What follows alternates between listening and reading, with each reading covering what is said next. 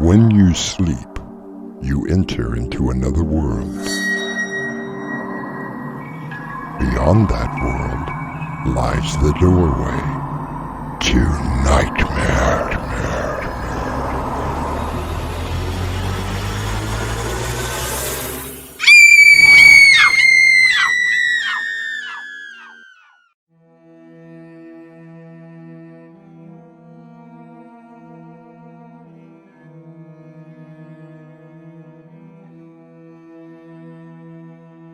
Come in. Welcome. I'm your host through the doorway to nightmare. Consider the police detective. He or she is called to the crime scene where it is up to them to gather evidence and make a conclusion about the crime committed. They have to see the world as an entire race of criminals because everyone is a suspect until they can be eliminated. I didn't kill him! You planned it. You put the poison into his drink. He was an inhuman son of a... He was a living being, and you murdered him. Make it easier on yourself. Oh my God. And just tell me what happened. I will only tell you one more time. I did not kill my husband. I sure hope that you didn't. I don't think that death row would suit you. Our mystery drama, Blueprint for a Secret, was written especially for Doorway to Nightmare by Winslow Swan, and stars Crimson McKenzie and Raymond Gibson. It is sponsored in part by Swanage Press. I'll be back shortly with Act 1.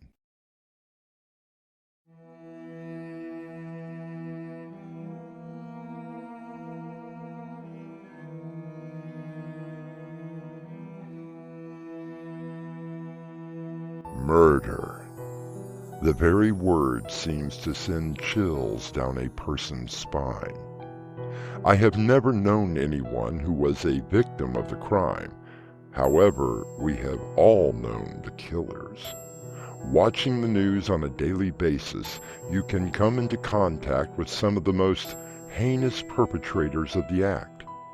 But as Ambrose Bierce once wrote, there are 4 kinds of homicide: felonious, excusable, justifiable, and praiseworthy.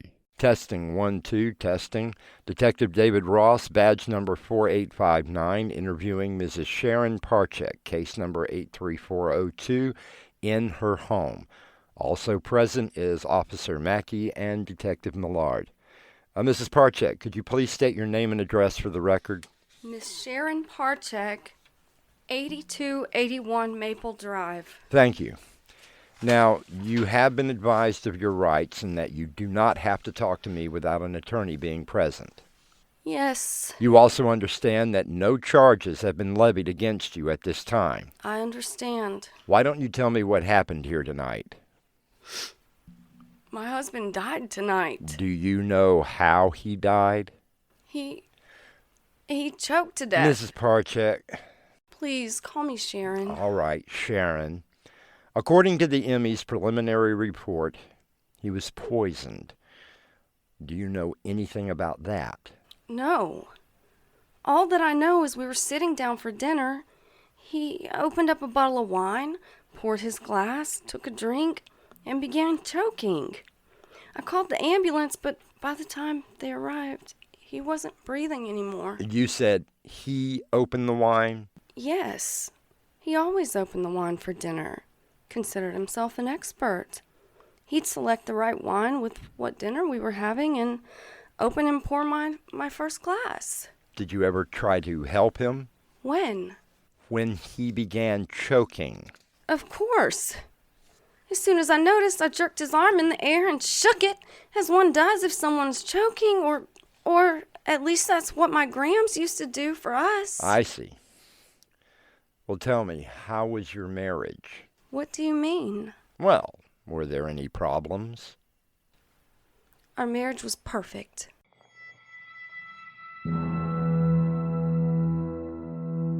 perfect. Oh, it was far from perfect. I hated my husband. He was an insufferable tyrant. Everything had to be just right for him. He kept me more like a pet. I couldn't have any friends. I was not even allowed to see my family. Huh. Why did I marry him? For the dumbest reason in the world. I fell in love. And for the first few months, our marriage was perfect. And then... Hey, Sharon. I'm home. I'm in the kitchen! Well, hello. Hello yourself. How was your day? Yeah, it was the usual. What's for dinner? Oh, I thought we might go out tonight. Then what are you cooking? Just this casserole for Sandy across the street. She's been taking care of her aunt all day and hasn't had the time to cook dinner for her family. I thought I would help out. So this is for Sandy and her family? Well, yes. I thought we could go and try that new place that opened up last week. I hear the food is really great. You have time to cook for the neighbor and her family, and you want me to turn around and go back out after I work today? What? You have time to cook for everybody else and not your own husband? Ow! Jason, stop! Stop it! I could not stand to be in the same room with him. If something went wrong at work, it was my fault. If the car wouldn't start, it was my fault. If he broke a glass, it was my fault. Everything became my fault. Didn't I tell you? Did you not understand? Please! Don't hit me, Jason! Hit you? Hit you? I should go ahead and get my gun and put you out of my misery. Then why don't you? Just kill me! Oh, no. No. That would be too easy. As a matter of fact, I think I will kill you. Just not tonight. Probably not tomorrow. But the time is coming. That's how it was for the next 6 months. He would either hit me or threaten me. Why didn't I go to the police? The simple short answer was the life insurance. For $1.5 million, that was how much his life was worth. Or rather, his death.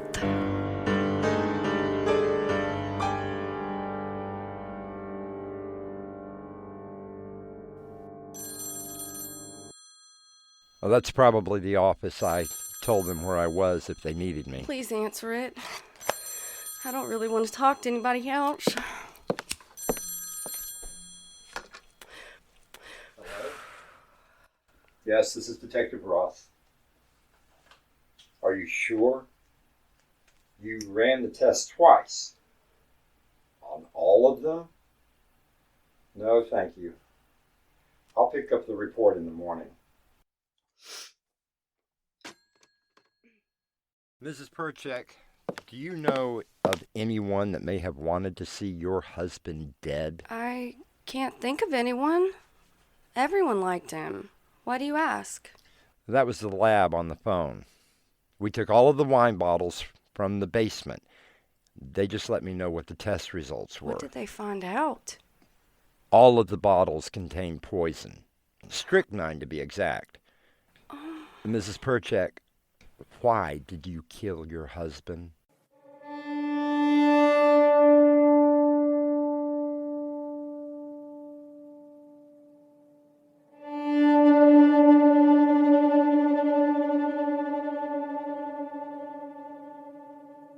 Sharon sits on the sofa, the body of her husband removed a long time ago. Her face is stoic as the detective has just accused her of murder. We will find out her answer when I return with Act 2.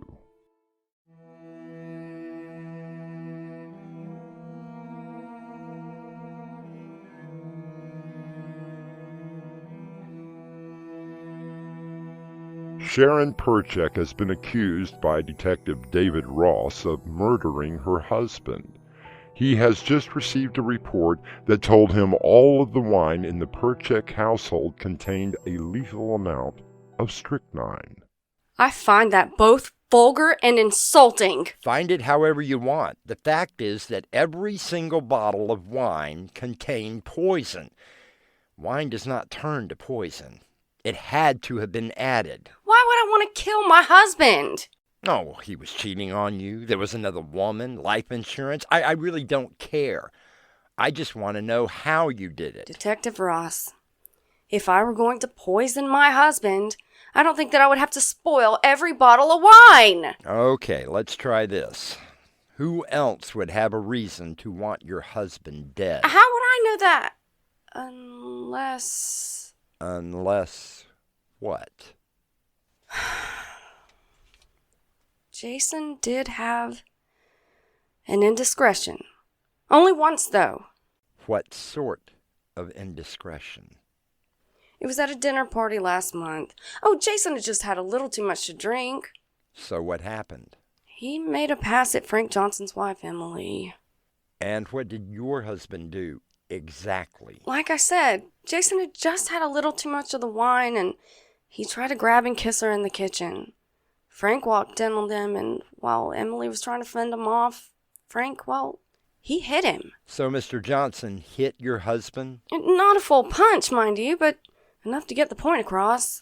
Oh, I see. Jason made some remarks about the wine that was being served, and Frank said that it was better than the poison he tried to pass off. Mr. Johnson called your husband's wine poison? We had the Johnsons over for dinner, and the wine that Jason had picked out had gone bad. He didn't know it and was a little embarrassed about it. Do you think that Mr. Johnson would have come in and poisoned all of the wine with strychnine? Well, he did come over quite a bit. Quite a bit. Every chance he could get. Every time that Jason was away.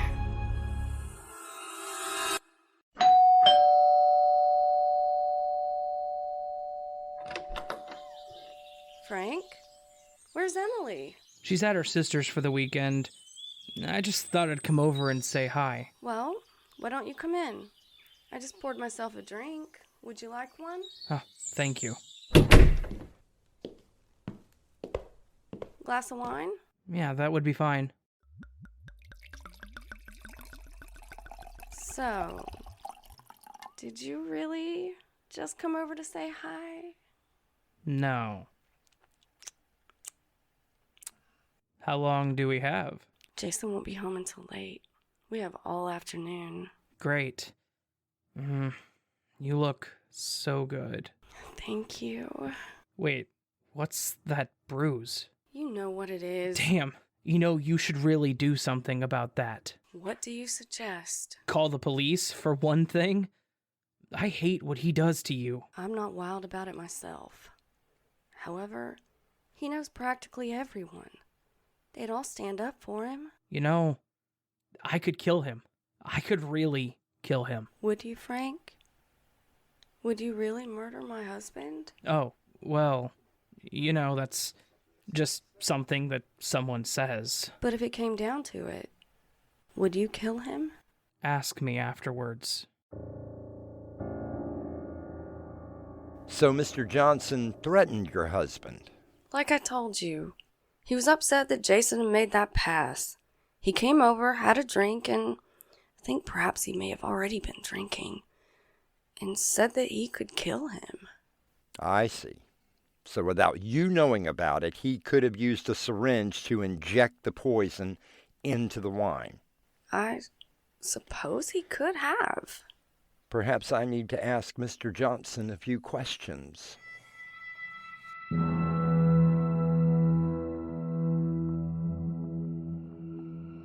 Sharon smiles slightly. Naturally, she has not told the detective about her own affair with Frank Johnson. Killing someone over the emotion of love is not uncommon. Is this what has happened? We will find out when I return with Act 3.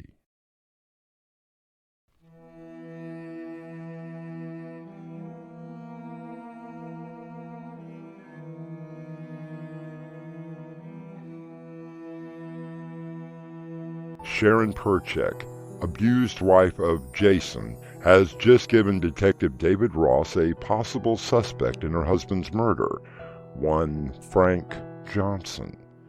Detective Ross is now sitting in an interrogation room with the accused.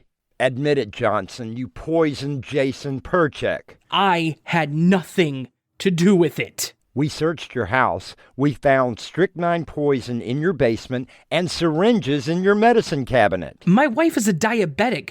Of course we have needles. Rather convenient, wouldn't you say? How do you explain the strychnine? I can't explain it. Look, I don't like the fact that Jason made a pass at my wife, I grant you, but kill him? I had no reason to kill him. Maybe you found out that it was more than just a pass. What is that supposed to mean? Well, maybe you found out that your wife was running away with Jason.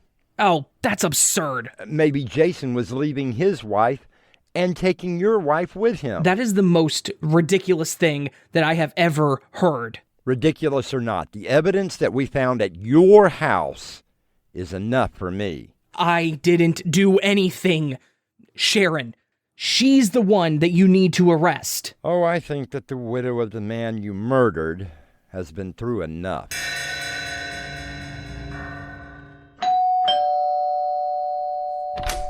Mrs. Perchek, Detective Ross?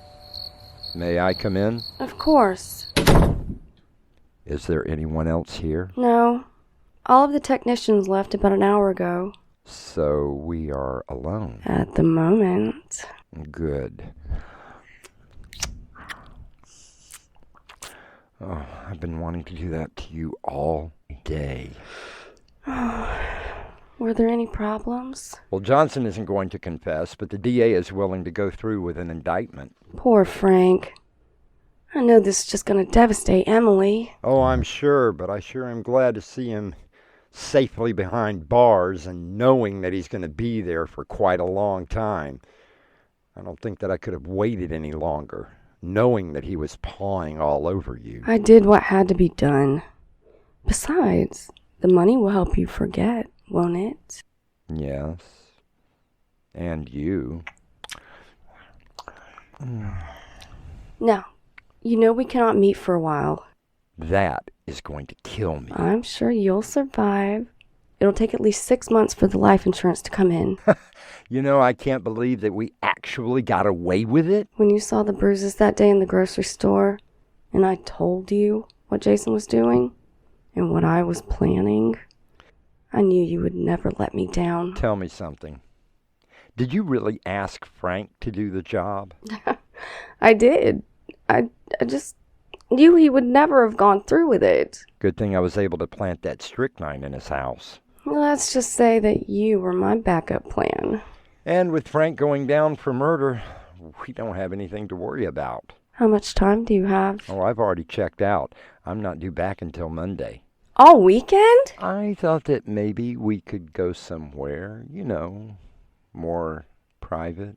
Well, how about some champagne first? Why not? After all, you are about to be a very rich woman. Oh, I'm so glad I can trust you with our little secret.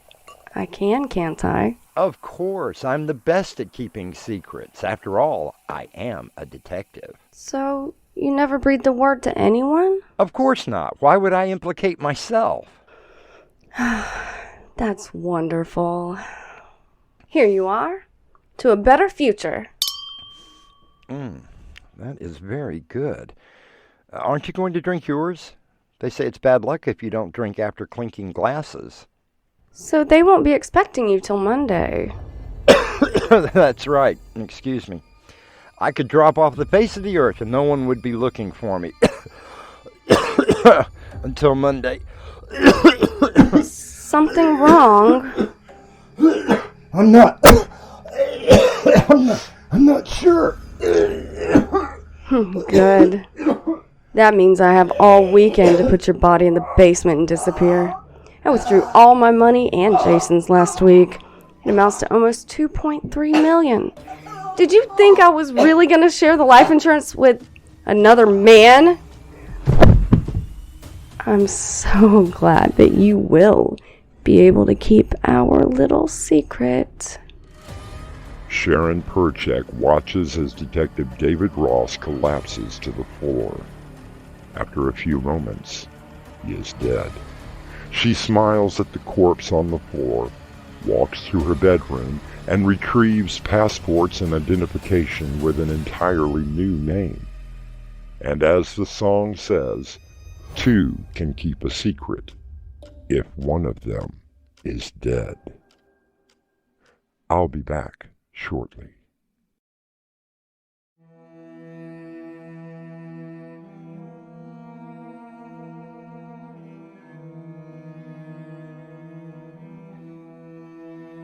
They say that there is no such thing as a perfect crime.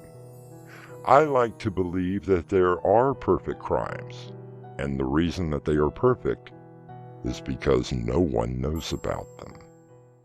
Our cast included Crimson McKenzie, Raymond Gibson, Mark Wheeler, and special appearance by Raven Adams, who appears courtesy of the YouTube channel AsTheRavenDreams. And now, a preview of our next tale. Why don't you tell me what happened? I simply took a picture. That was all I did.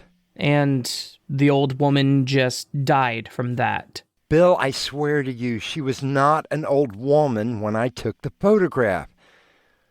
That was my model, Karen. Jason, you're crazy. I've met Karen. She wasn't 25 years old. The woman lying on your floor, according to the ME, is at least 97. And I'm telling you that an hour ago, that was Karen. Doorway to Nightmare is brought to you in part by Swanage Press.